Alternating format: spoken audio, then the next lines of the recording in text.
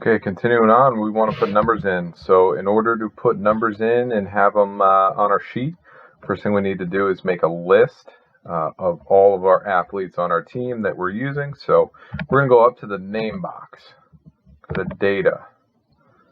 We're going to find the data validation button. Click that. And what we want to do is, we have a list of things we can do. We want to create a list.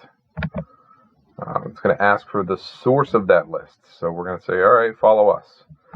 This button is going to let us go wherever we want. We want to go to the roster page because that's where our list is. And we have Alpha, Bravo, and Charlie. And then we can always put a couple extra in case you add someone new to the team. I always say use your entire roster plus maybe a couple extra 2 to 3 in case you add any walk-ons or people like that. Again, once we've done all this, we're going to click this button. Good, it's in. We'll hit OK. And now, when we go to this box, it'll have a little drop down for us. We click that. We can pick a name. We'll put Mr. Alpha in there. Awesome.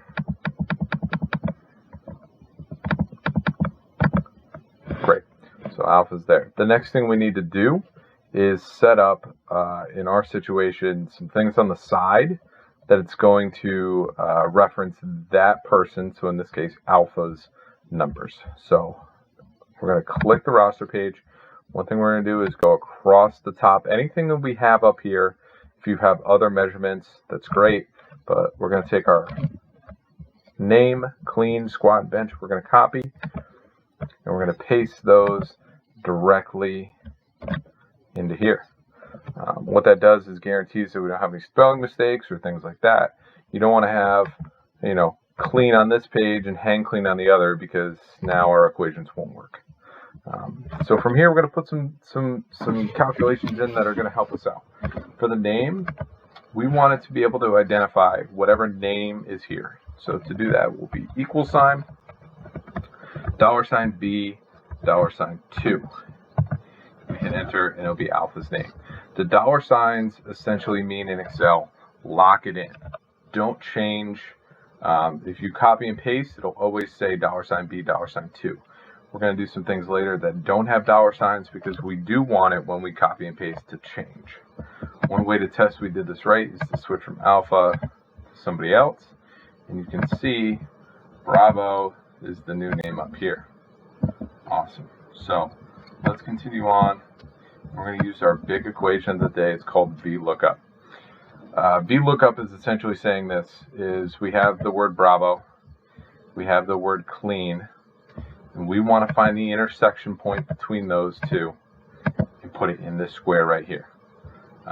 So how that's going to work, we're going to type it in exactly as we see below. So $VLOOKUP, open parentheses, $B, $2. So we're saying, what's the lookup value? What do we want to look up? We want to look up whatever name is in $B, $2, which in this case, for me, is Bravo. We want to look up Bravo. The second part is, what's the table array? Where are we going to find this answer? We're going to find it on the roster page. So roster, exclamation point. If you decided to name your roster page something else, you would put that there instead. So if you called it your name tab, you'd have to put name tab, exclamation point, or whatever you decided. But we said roster, so roster, exclamation point, $A, $1. So we're saying start in the top left corner and go all the way down to $Z, $100. Go down to the bottom right corner, Z100. If you have more than 100 athletes on a roster, then you need to make this bigger. But for the most part, you should be okay. Next one, comma. The next thing we're going to do is say match. So we want to match their name, which is somewhere on the roster page. And what do we want to match it to? We want to match it to AH1. You can see that's the word clean. So we want to match their name to the word clean and find the intersection point. The reason we're not putting dollar signs is because when we copy and paste this, we want clean to change to squat, and then we want squat to change to bench.